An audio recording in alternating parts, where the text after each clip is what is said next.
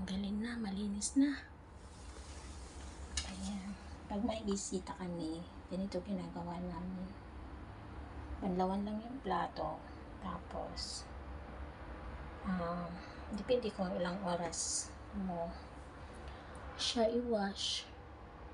And, ayan, nalinis na siya. Ang kintablan niya. Bali, binanlawan lang namin ito, walang sabon. Ito na yung resulta niya. Ang kintablan niya.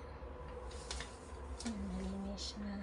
So, tanggalin na kasi malinis na. Kasi dahil may bisita kami kagabi. Kaya iniwanan namin dito.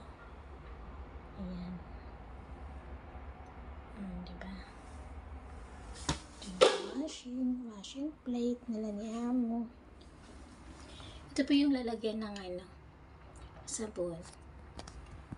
Ang ilalagay po ito is liquid. Tapos ito siya ay bar siya. Ayan. Tapos sada mo siya ganun.